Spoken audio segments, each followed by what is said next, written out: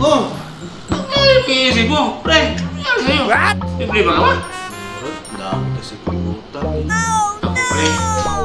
Huwag mong isipin yung problema, pre. Minsan, yung problema, pre, kailangan mo iiwan dun sa bahay. Huwag mo dalhin. Kunseng, yung problema, huwag mo dalhin. Iiwan mo yan. Para si Mrs. naman, kailangan mo iiwan. Kasi talaga. Mga bobo! Tagumpay!